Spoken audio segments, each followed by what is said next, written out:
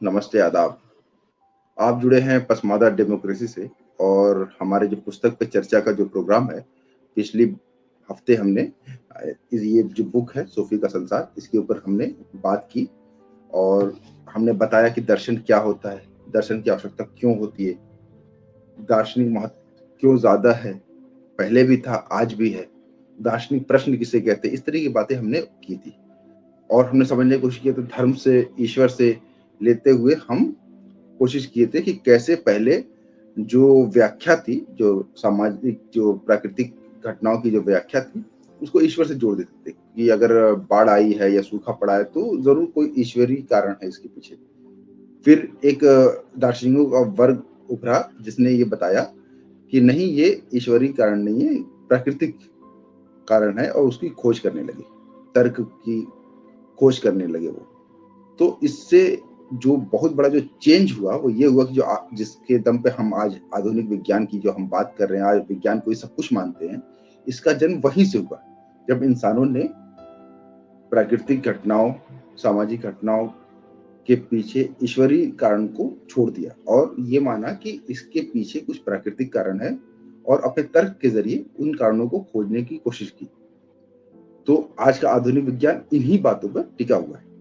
तो हम देख रहे हैं कैसे दर्शन के विकास जो यूनान से हम देख रहे थे और कैसे वो यहाँ आज के 2023 के समाज को भी प्रभावित कर रहा है। और हम इसको एक कड़ी के रूप में इस किताब पर चर्चा कर रहे हैं कि कैसे सुकरात, प्लेटो, अरस्तु के विचार हम हेगल, मार्क्स के विचार में भी देख पाते हैं और वो जो एक दार्शनिक कड़ी है उसको हम जोड़ते हुए आगे बढ़ रहे हैं। हमने पिछले एपिसोड में सुकरात पर बात खत्म की थी, आज हम उससे आगे चलेंगे और ग्रीक फिलॉसफी को खत्म करेंगे। तो फाकिर भाई, हमने सुकरात तक बात कर ली थी और हमें आगे बढ़ना है और आज ग्रीक की फिलॉसफी पूरी खत्म करनी है। तो आप थोड़ा सा तेजी से इसको खत्म करिएगा ग्रीक तक और हमको बताते चलिए कि जैसे कई साथी पूछ रहे थे कि हम ग्रीक फिलॉसफी पढ़े, आज के वक्त में कैसे इंपॉर्टेंस है इन फिलॉसफी का। हालांकि मैंने थोड़ा बहुत बताने की कोशिश की है, लेकिन आप थोड़ा सा यहीं से शुरुआत करिए और फिर सुकरात के बाद प्लेटो, प्लेटो के बाद अरस्तु और इस तरीके से हम आगे बढ़ते हैं। ठीक है फकीर भाई, आपको मैं सोलो कर रहा हूँ। ग्रीक फिलॉसफी इसलिए महत्वपूर्ण है क्योंकि यूनानी जो फलसफा है, आज का जो पूरा वेस्टर्न फिलॉसफी है, मगरिबी जो फलसफा है, उसकी पूरी बुनियाद यूनानी फलसफा पे ही है। पूरी बुनियाद। उससे अलग एक ही आदमी है जो यूनानी फिलॉसफी की कटु आलोचना करता है और मूलतः वो अपनी फिलॉसफी को बुद्ध धर्म, बुद्ध फिलॉसफी, बौद्ध फिलॉसफी पे आधारित करता है, हेडेगर। और वरना उसके सिवा जो भी छात्र है या जो भी जितने भी लोग हैं, वो सारे का सारा फिलॉसफी ग्रीक से ही निकला हुआ है। वहीं पर कहीं ना कहीं उनका संबंध जुड़ता है। तो आप देखेंगे कि जो वेस्टर्न फिलॉसफी का दो हिस्सा है, एक जो साइंस का जो फिलॉसफी है, जिसको फिलॉसफी ऑफ साइंस बोलते हैं, जिसके बारे में कॉन्गिलम ने साइंस के फिलॉसफी का इतिहास लिखा, आप पढ़ सकते हैं। तो पूरा का पूरा आप देखेंगे कि वो ग्रीक फिलॉसफी से लिया हुआ है। तो आज का जो फिलॉसफी, अगर आप साइंस को समझना चाहते हैं, आज जितना मोबाइल यूज कर रहे हैं, सारा कुछ आप मगरिबी जो सिविलाइजेशन है, जो मगरिबी तहजीब है, उसी का जो आविष्कार है, जो इजाद है, मोबाइल स्ट्रीम यार्ड पे हम लोग ये चर्चा कर रहे हैं, सारा उसी साइंस का देन है जो आज मगरिब में इंडस्ट्रियल रेवोल्यूशन के बाद जो औद्योगिक क्रांति हुई, उसके बाद जो पैदा हुआ। तो आप उसको नेग्लेक्ट ही नहीं कर सकते। तो बहुत आसानी से समझ में आना जाना चाहिए कि आज सारे जो साइंस का बुनियाद है वो यूनान में छुपा हुआ है। और इसके दो हिस्से हैं। एक हिस्सा था जो प्री सोक्रेटिक, सुकरात के पहले जो डेमोक्राइटस, एनाक्सिमेंडस, जितने भी यूनानी फिलोसफर हुए, वो सारे के सारे नेचर, उस टाइम में नेचुरल फिलोसफर इसीलिए उसको बोलते हैं, यानी कुदरत को वो उनकी जो जिज्ञासा थी। आप किताब पढ़ेंगे तो इसमें है कि फिलोसफर बनने के लिए क्या जरूरी है, तो बोले कि only one thing is necessary to become philosopher, आप इस बुक में बहुत सारे सब टाइटल्स हैं हर चैप्टर के पहले, तो उसमें ये है कि सेंस ऑफ वंडर, आदमी के अंदर जिज्ञासा होता है, आदमी के अंदर एक क्यूरियोसिटी होती है, वही काफी है फिलोसफर बनने के लिए। तो पहली जो क्यूरियोसिटी थी वो कुदरत के बारे में थी, वो पूरा का पूरा जो जिज्ञासा था कि उनके आस-पास का जो संसार था, जो नेचर था, वो कहाँ से आया, उसका ओरिजिन कहाँ हुआ, उसकी प्रकृति क्या है, नेचर मतलब किस तरह से, तो ये उनका कंसर्न था, ये मेन मुद्दा था, उनका जिज्ञासा का जो मरकज था, केंद्र था, वो क्या था, नेचर था। लेकिन आप देखेंगे कि सुकरात के आने के साथ एक बहुत बड़ा ट्रांसफॉर्मेशन होता है, टेम्पोरल सेंस में, यानी समय के आधार पर भी कि समय बदल जाता है, यानी हिस्टोरिकल सेंस में भी, और जियोग्राफिकल सेंस यानी हिस्टोरिकली जियोग्राफिकली, है ना, दोनों ज्योग्राफिया के हिसाब से और तारीख के हिसाब से, दोनों हिसाब से एक इनकलाब आता है फिलॉसफी के खित्ते में। वो इनकलाब क्या है कि पूरे जो फिलोसफर थे अब एथेंस में, ये सुकरात भी का जन्म एथेंस में हुआ, और उसके बाद जो लोग आते हैं, जो अहम, जिनके बारे में आज चर्चा करेंगे, यानी कि अरिस्टोटल या अरस्तु और प्लेटो या अफलातून, इनका भी जन्म एथेंस में ही हुआ है। यानी एथेंस मरकज बन जाता है किस चीज का, फिलॉसफी का। तो ये ज्योग्राफिकल चेंज हुआ। और जो तारीख में जो चेंज होता है, जो फिलॉसफी के नेचर में, वो ये चेंज होता है कि पहले कुदरत उसके जिज्ञासा के केंद्र में, फिलॉसफी के केंद्र में, मरकज में, सेंटर कुदरत थी, नेचर थी, इसलिए उन्हें नेचुरल फिलोसफर बोलते हैं। लेकिन सुकरात के आने के साथ मनुष्य, एंथ्रोपोसेंट्रिक पूरा फिलोसफी हो जाता है, मानव केंद्र में आ जाता है, जिसको हमारे यहाँ के नरसिंह मेहता वगैरह बोलते हैं कि सबाई ऊपर मानुष सत्तो, मानुष ऊपर क्यों नहीं, man is the measure of all thing. उसके चिंता का विषय मैन, इंडिविजुअल, मानव बन जाता है कि मानव का मोरलिटी क्या है, एथिक्स क्या है, मानव के साथ संबंध क्या है, उसको कैसे जीना चाहिए, उसकी नैतिकता क्या है, यानी मानव पूरे उसके सोच का, जिज्ञासा का केंद्र बिंदु सुकरात के। इसलिए सुकरात को इतना इम्पोर्टेंस, अहमियत इसीलिए दिया जाता है कि वो अपने आप में एक इनकलाब लेके आया और फिलोसफी में एक बड़ा परिवर्तन लेके आया कि फिलोसफी नेचर से हटके, उसका जो मरकज है नेचर से ज्यादा मनुष्य हो गया, मानव केंद्र में आ गया, उसके चिंता के, फिलोसफी का मुख्य प्रश्न मानव बन गया। और वो ज्योग्राफिकली देखा जाए तो पूरा जो मगरिब की फिलोसफी एथेंस में उसका पूरा केंद्र बन गया। और इसी के साथ एक नई शुरुआत, एक नया आगाज आप देखेंगे कि यूनानी फिलोसफी या मगरिबी फिलोसफी के खित्ते में शुरू होता है। तो ये इसका अंतर है और ये इसकी अहमियत है। और उसके पहले, सुकरात के पहले जितने फिलोसफर हुए नेचुरल, वही आज का जो साइंस, मगरिब में जो साइंस का इतना बोलबाला है, उसका जो आधार है वही नेचुरल फिलोसफर है। जो आप सामाजिक के हीगेल वगैरह देखते हैं, समाज के बारे में भी एक जो दर्शन है, सामाजिक विज्ञान है, ह्यूमनिज्म है, आर्ट है, उसका एक जो दर्शन है, स्पिनोजा, लॉके अगर जिस पे ज्यादा ध्यान देते हैं, तो उसका आधार देखिएगा सुकरात, प्लेटो और अरिस्टोटल। तो ये दो हिस्से हैं और इससे दो, साइंस का हिस्सा और ह्यूमैनिटी का हिस्सा। तो ह्यूमैनिटी का जो फिलॉसफी है, ह्यूमैनिटी का जो हिस्सा है, वो सुकरात, प्लेटो, अरिस्टो से ज्यादा मुतासिर है। और जो साइंस वाला हिस्सा है, जो फिजिक्स, केमिस्ट्री और तमाम जो साइंस के विषय हैं जो मौजूद हैं, वो नेचुरल, डेमोक्राइटस वगैरह पे ज्यादा बेस्ड है। इसलिए दोनों, सुकरात पूर्व और सुकरात के बाद और सुकरात, ये तीनों अगर सुकरात को बेसिस करके काल का विभाजन करें, बहुत है, क्योंकि आज का सारा वेस्टर्न, उसका अगर आधार एडिफिस जो बड़ा महल है, उसी बुनियाद पे उसकी नींव वही है, सुकरात और सुकरात पूर्व के जो लोग हैं। साइंस का नींव सुकरात पूर्व के नेचुरल फिलोसफर हैं, और बाकी जो मानविकी जिसको बोलते हैं, ह्यूमैनिटीज बोलते हैं, ह्यूमैनिटीज एंड सोशल, HSS एक विभाग होता है हर इंजीनियरिंग कॉलेज में। तो ह्यूमैनिटी एंड सोशल साइंस का जो विभाग है, जो खित्ता है, वो सुकरात, अरिस्टोटल और प्लेटो और उसके चेले जो बाद में परवर्ती लोग आए, उस पे आधारित है। जी फाकिर भाई, अब हम सुकरात की हम बात कर ली, उसकी मौत हो चुकी है। वो भी एक बड़ा इंटरेस्टिंग है कि कैसे वहां पर जो है उसके मुकदमा चलता है, और मुकदमा इम्पोर्टेंट मुकदमा है, उसके ऊपर किताबें भी हैं, सुकरात का मुकदमा है। तो उसके बाद वो जहर का प्याला पी लेता है। फिर जो उसका जो शिष्य है प्लेटो, उसका इम्पोर्टेंस फिर हम दर्शन में देखते हैं। कहा जाता है कि फुटनोट है ना? पूरा दर्शन, पश्चिमी दर्शन जो है प्लेटो का फुटनोट है। ये मशहूर कोटेशन है, याद नहीं आ रहा किसने दिया था।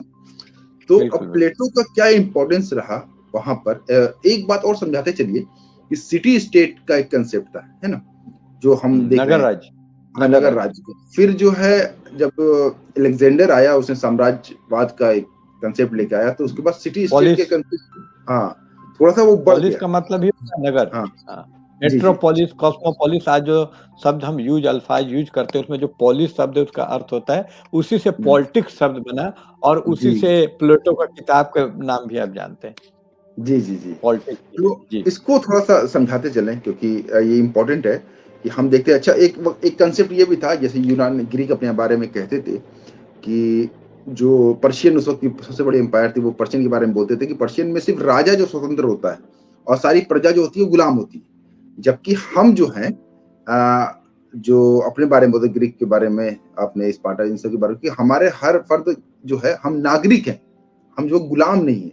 तो कह रहे कि इस तरीके से वो कंसेप्ट अपना देते थे। हालांकि अपने सुपेरिटी कॉम्प्लेक्स के शिकार थे वो लोग, लेकिन ये भी एक बात वो लोग जोड़ते थे। मैं पूरी बात ये कहना चाह रहा हूँ कि जब हम लोग बात करते हैं आज भी स्वतंत्रता की, समानता की, या फिर जो है हम बात करते हैं कि अपना एक स्टेट हो, तो वो दरअसल हम उन्हीं के शब्दों में बात कर रहे होते हैं, उन्हीं फिलोसफर के बिल्कुल। शब्दों में बात ये कर रहे होते हैं। इंसानियत है कि आज भी हम उसी के टर्मिनोलॉजी में बात कर रहे हैं। जी, जी, जी। अच्छा, ये भी बड़ा मशहूर कोटेशन था कि हम जब आधुनिक कोई चीज़ बनाते भी हैं, तो चीज़ भले ही आधुनिक होती है, लेकिन शब्द तो हम पुराना ही इस्तेमाल करते हैं। क्योंकि बिल्कुल, शब्द तो हमने नए इजाद नहीं किए, तो और कोई शब्द होता है तो उसके पीछे उसका इतिहास होता है ना? जैसे अब इस चैनल का बिल्कुल, नाम बिल्कुल। है डेमोक्रेसी, है? जी। डेमो और क्रेसी शब्द से मिलके बना है ना, लोग और तंत्र, ठीक है? हुँ, तो उस वक़्त में डेमोक्रेसी को अच्छा नहीं माना जाता था। माना जाता था कि ये जो प्लेटो ने जो एक कैटेगरी बनाई है, उसने कहा कि डेमोक्रेसी को तो उसने खराब शासन व्यवस्था में डाला था। तो थोड़ा-सा मैं ये थोड़ा-सा कंक्लूड करने की कोशिश कर रहा था कि कितनी चीज़ें जो थी, जो प्लेटो के वक़्त में, उथल-पुथल के वक़्त में आई, और उसने उस वक़्त को प्रभावित किया, और आज के वक़्त को प्रभावित कर रही है। फिर हम उसके बाद थोड़ा नैतिकता के ऊपर चलेंगे। पहले थोड़ा-सा इतनी इस पे बात कर लेते हैं आगे बढ़। जी। फिलॉसफी के कई भाग थे, कई, तो एक तो आप देखेंगे कि नेचुरल फिलॉसफी था, जिसमें लोग ज़्यादा कंसर्न थे इससे कि कुदरत आई कहाँ से?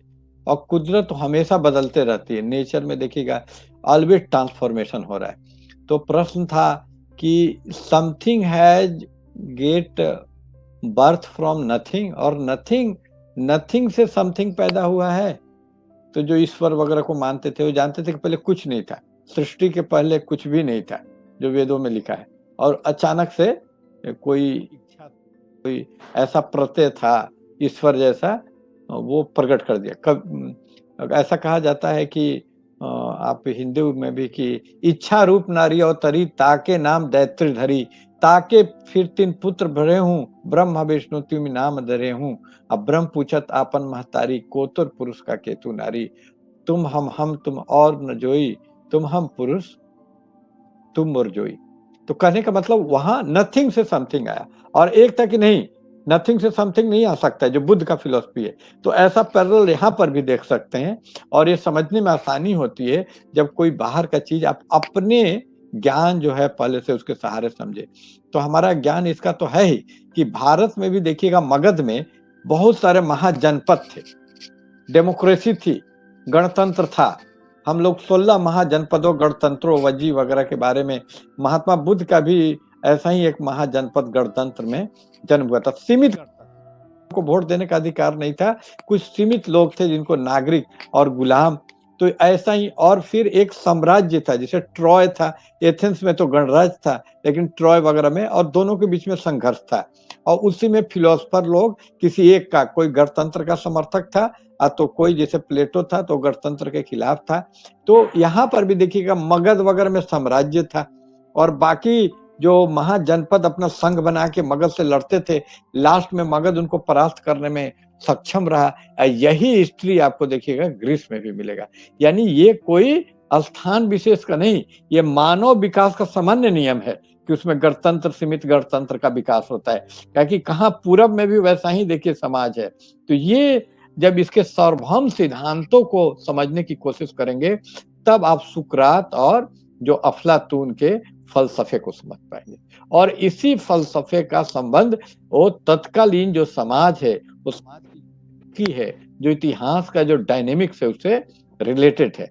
तो जैसा प्लेटो का जो सिद्धांत है, तो प्लेटो ने सबसे बड़ा योगदान, प्लेटो प्रत्ययवादी था, सबसे पहले तो जानना है। यानी प्लेटो मतलब ये नहीं मानता था कि पदार्थ इंपॉर्टेंट है, मटेरियल इंपॉर्टेंट नहीं है, उसके लिए विचार ज्यादा इंपॉर्टेंट है, प्रत्यय ज्यादा इंपॉर्टेंट है, आइडियल विचार ज्यादा इंपॉर्टेंट है। वो मानता है कि जो विचार है, जो प्रत्यय हैं, आइडियल्स हैं, उसने आइडियल्स का एक पूरा पिरामिड बनाया। ये उसका सबसे बड़ा योगदान है कि उसने चीजों के इसेंस, उसका सबसे बड़ा आविष्कार है एक शब्द इसेंस, कि सार तत्व। प्राचीन जमाने में बहुत सारे ऐसे अनुत्तरित प्रश्न थे जिसका जवाब प्लेटो देने में संभव हुआ। वो जैसे एक प्रश्न था कि एक जोड़ के दो होता है, ये हो नहीं सकता है।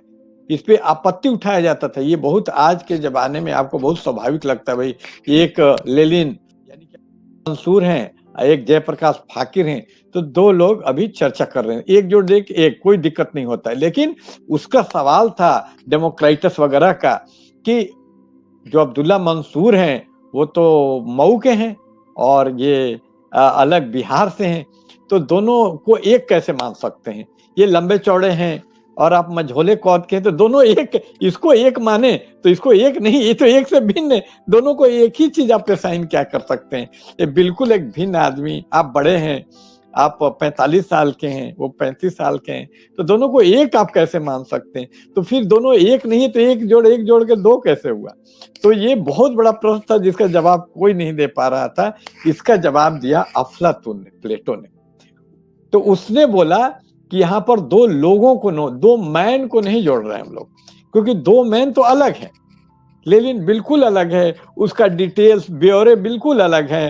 वो चश्मा पहने और जयप्रकाश फाकिर चश्मा नहीं पहने हैं, तो ब्यौरों पे जाने में दोनों को एक नहीं बोला जा सकता। और जब एक नहीं बोला जा सकता तो एक जोड़ के दो नहीं होगा। उसको ऐसे आप समझे कि जब आप बसों में जाते हैं तो वहां सीट की संख्या लिखी रहती है 34 जोड़ 1, तो मुझे हमेशा ताज्जुब होता था कि आदमी 34 तक जोड़ लिया और 34 जोड़ 1 35 लिखना चाहिए, सीट का संख्या प्लस 1 क्यों लिख रहा है? तो मैंने एक बार कंडक्टर से पूछा कि भाई यह 34 जोड़ 1 35 लिख दीजिए, आप 34 जोड़ 1 लिख रहे हैं। बल्कि एक ड्राइवर का सीट है वो अलग वाला एक है, तो उसको आप नहीं जोड़ सकते हैं। तो उसका मानना था कि सीटें भी तो विंडो सीट, क्या विंडो सीट के लिए मारामारी करता है, तो विंडो सीट को इसके बराबर कैसे समझ के जोड़ दिए? मैंने सवाल किया कंडक्टर से, खैर मजाक में। तो ये सवाल आप समझ गए होंगे कि एक जोड़ एक दो नहीं हो सकता है। ये कोई इतना बेवकूफाना सवाल नहीं था। मैं ये अच्छा, तो इसको मैं आसान करने के लिए, क्योंकि जी जो हमारे सभी इतना फिलॉसफी कुछ भी बेसिक नहीं जानते, कई साथी ऐसे भी कि जी, बात अभी क्या हो रही है, फाकिर भाई क्या समझाने की कोशिश कर रहे हैं कि कैसे ये किताब है, तो इसको किताब क्यों बोला जाए? जब मैं इंसान हूं तो मैं इंसान कैसे, अगर मेरी उंगली भी अगर का एक इतना बड़ा हिस्सा भी मिल जाए, उसको देख के बता देंगे कि ये किसी इंसान का हिस्सा है। तो इसका मतलब है कोई एक सार है जो बदलता नहीं है। अब इस पिछले वाले एपिसोड में हमने बात की थी कि ये बहुत बड़ा प्रश्न था कि दुनिया बदलती कि नहीं बदलती। अगर बदलती है तो बदलती हुई दुनिया के आधार पर हम कोई परिभाषा कैसे दे सकते हैं? मान लीजिए कोई चीज लगातार बदल रही है तो कोई उसकी निश्चित परिभाषा होगी ही नहीं। तो इसके जवाब में हमने देखा कि अणु सिद्धांत आया था, मतलब एटम थ्योरी आई थी, जिसमें बताया था एटम नहीं बदलते। तो उसी को आगे बढ़ा के हम देख रहे हैं, प्लेटो कह रहे हैं कि एक सार तत्व होता है, वो बदलता नहीं है, और एक दुनिया है जहां पर ये सारे आइडियाज हैं, वो वहां पे रहते हैं और वो उस दुनिया से यहाँ पे आते हैं। तो कई बार एक जगह मैं पढ़ रहा था फाकिर भाई, वो कह रहे थे कि जो रूह जन्नत में रहती है वो कहीं न कहीं वो वही वाला कांसेप्ट निकल के आता प्लेटो वाला, कि प्लेटो कह रहा है बिल्कुल, कि बिल्कुल। ये रूह का पूरा रूह आत्मा का हाँ, कांसेप्ट वही है कि सब कुछ बदल जा रहा है और ये बदलना सिर्फ टेम्पोरल सेंस में नहीं है। टेम्पोरल यानी समय के साथ ही नहीं बदलता है। ये जगह यानी कि स्पिरिचुअल सेंस में भी है। यानी भिन्न-भिन्न आदमी एक ही समय में 2 आदमी अलग-अलग हैं, फिर भी दोनों को हम आदमी बोल रहे हैं। 2 बकरियाँ हैं, कबीर साहब की बकरी है, एक रैदास की बकरी है, एक उजली बकरी, एक काली बकरी, एक दूध देती है, एक नहीं देती है, फिर भी दोनों को बकरी बोल रहे हैं। तो कुछ इसेंस है बकरीनेस, जो बकरीनेस है, बकरीपन है, जो दोनों में सेम है, कुछ है जो दोनों में है, जिसको हम बकरीनेस या बकरीपन कह सकते हैं। और वो प्लेटो ने बताया कि एक बकरी, 2 बकरी नहीं, हम बकरीनेस को जोड़ रहे हैं, जो दोनों में सेम है, जो इसेंस है। और वही इसेंस बोला गया कि शरीर बदल जाता है, लेकिन एक चीज, एक इसेंस है, जिसे आत्मा कहिए, रूह कहिए, और उसका नाम देखिए जैन लोग भी उसी को मानते हैं, नाम बदल देते हैं उसी को। और ये बहुत सोशियोलॉजी में, आज के मॉडर्न सोशियोलॉजी में, जदीद जो सोशियोलॉजी है, उसमें भी चेंज एंड कंटिन्यूटी का कंसेप्ट है कि एक चेंज होता है लेकिन कंटिन्यूटी भी है, कुछ चीज है जो सेम रह जाती है। चेंज, इसी को मिशेल फूको भी बोलता है कि अब तक लोग जो हिस्ट्री वाले लोग थे उसको तो बहुत अच्छे से लिए चेंज को, हिस्ट्री चेंज को दर्ज करता है लेकिन कंटिन्यूटी को दर्ज, तो उसका पूरा किताब, जितनी किताबें लिखी, चाहे वो मैडनेस सिविलाइजेशन हो, बर्थ ऑफ क्लिनिक हो, जो भी मवाद जदीदियत यानी कि पोस्ट मॉडर्न थिंकर, उनका जोर ही इस पे है कि उन्होंने मार्स तक चेंज क्या हुआ उसके पीछे पागल है हीगल वगैरह कि क्या चेंज हुआ, और वो कंटिन्यूटी जो नहीं बदला, जो सेम है, जो सनातन है, उसी की खोज। इसलिए देखिए भारतीय दर्शन में भी 2 दर्शन है, एक चेंज के पीछे पागल है यानी बुद्ध और जैन जो श्रमण परंपरा है, और एक है ब्राह्मण परंपरा जो कंटिन्यूटी है, जो सेम रह जा रहा है, जो आत्मा है। तो इस हिसाब से प्लेटो का यह कंसेप्ट बहुत इंपॉर्टेंट है। अब फिलॉसफी का यही काम है कि वो सार्वभौम सत्यों के पीछे भागती है, वो सब ऊपर में नहीं, उछली नहीं, बहुत गहरे जाके। तो यही फिलॉसफी की सबसे खासियत है जो इसको इंटरेस्टिंग और दिलचस्प बनाती है। तो यहाँ देखेंगे कि ये चीजें सार्वभौम है, इंडिया से लेके और अफ्रीका सब जगह इस तरह का बात मिलेगा कि मनुष्य खोजता रहा कि क्या उसमें। तो इसी को इसेंस या आइडियल बोला प्लेटो ने, और प्लेटो का यही महत्व है। और इसी आइडियल के आधार पे उसने तमाम इथिक्स से लेके, ऑन्टोलॉजी से लेके, एपिस्टेमोलॉजी, ज्ञान मीमांसा, तत्व मीमांसा और नीति मीमांसा, ये तीनों चीजों को एक कर दिया और उसको बहुत खूबसूरती से। मैं फाकिर भाई, मैं यहाँ पे जोड़ दूं, देखिए ये जो एसेंशियल जो नहीं बदलता, अब इस बेसिक बात को पकड़िए। अब देखिए प्लेटो क्यों डेमोक्रेसी को के खिलाफ बोला है। वो कह रहा है कि डेमोक्रेसी में तो बदल जाता है, ओपिनियन बदल जाता है, ओपिनियन बेस है, लोकतंत्र बिल्कुल ओपिनियन बेस है। तो जब कोई चीज बदली जा सकती तो अच्छी कैसे होगी? क्यों? बिल्कुल बिल्कुल क्योंकि प्लेटो का मानना था कि कोई की एसेंस तो बदला नहीं जा सकता। तो उसने उसी को बिल्कुल पकड़ा, कहा कि अच्छा अब हम अगला उसके टॉपिक पे जाते हैं। वो कहता है रिपब्लिक का टॉपिक देता है, रिपब्लिक किताब लिखा है, उसमें कहा कि न्याय क्या, जस्ट क्या है। इसमें पूरा लंबी डिबेट है, अभी थोड़ी सी हम बताते हैं। जैसे कि अमर्त्य सेन की फाकिर भाई किताब पढ़ी थी मैंने, जस्टिस व्हाट इज जस्टिस। तो उसमें वो एक कहानी बताते हैं अमर्त्य सेन, और यूपीएससी के एग्जाम में वो कहानी आई थी कि कारला है, 3 बच्चे हैं और तीनों एक खिलौने के लिए लड़ाई हो गई। तो वो जज के पास जाते हैं, एक बच्चा कहता है कि ये खिलौना मुझे दे दो क्योंकि मैंने इसको बनाया था। दूसरा बच्चा कहता है कि खिलौना मुझे चाहिए क्योंकि मेरे पास कोई और खिलौना है ही नहीं, मतलब बांसुरी थी, उसके लिए लड़ाई थी। तीसरा बच्चा कहता है कि ये बांसुरी मुझे मिलनी चाहिए क्योंकि इन दोनों को बजाना ही नहीं आता। अब जज जो है वो न्याय करने बैठा है। तो अमर्त्य सेन यहां से अपनी बात उठाते हैं कि जज जो है, न्याय जो है वो परिस्थितियों के आधार पर दिया। न्याय अपने आप में ऑब्जेक्टिव चीज नहीं होती जिससे हमको लगता है कि ये न्याय हो गया। हर वक्त हर काल में न्याय की अलग अलग परिभाषा दी है ना। आज भी हम देखते हैं कि कुछ दिन पहले अभी सऊदी में भी देखे हैं कि कोई किसी को मार देता है, उसके घर वाले उसको माफ कर सकते हैं रक्त मूल्य देके, है ना। आज भारत में ये नहीं हो सकता। हमको लगता है कि ये तो गलत बात है, रक्त मूल्य क्या चीज होती है।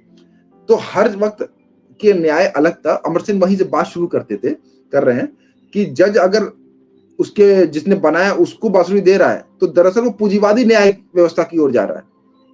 फिर जो है अगर उसको दे रहा है जिसके पास कोई खिलौने नहीं है, बांसुरी उसको दे रहा है, तो कह रहा है वो समाजवादी न्याय व्यवस्था की ओर जा रहा है।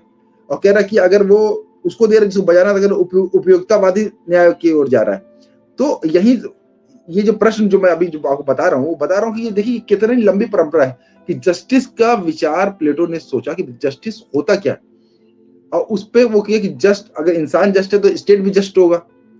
ठीक है, तो स्टेट दरअसल इंसान का ही एक विरक्तर रूप नहीं, स्टेट का विरक्तर रूप इंसान है ना, छोटा रूप हम है और हमारा ही बड़ा रूप हमारा स्टेट है। तो अगर स्टेट जस्ट होगा तो व्यक्ति भी जस्ट हो जाएगा, और स्टेट अगर जस्ट नहीं हुआ तो व्यक्ति भी जस्ट नहीं होगा। तो यहाँ शुरू करते हैं जी फकीर भाई, थोड़ा सा उसकी जस्टिस वाला थोड़ा सा विचार मैं चाह रहा था, थोड़ा उस पे बात कर लेते, फिर हम आगे बढ़ जाते, फिर उसका एलिगरी ऑफ केव वाली भी बात थोड़ी सी करनी थी जी। हाँ, तो ये जो किस्सा आपने बताया ये बहुत प्राचीन किस्सा है, और ये अमेरिकी विश्वविद्यालयों में अक्सर एक प्रोफेसर के नाम से ये किंवदंती प्रसिद्ध है, ये जो बांसुरी वाले हैं। हालांकि ये जो बांसुरी का अमेरिकी लोगों की विशेषता होती है, जिसको एमर्सन उससे बहुत प्रभावित हैं, इसलिए उन्होंने उस किंवदंती को एनेक्डोट किया, लेकिन इस किंवदंती को ही प्लेटो के हवाले से समझने की कोशिश करते हैं।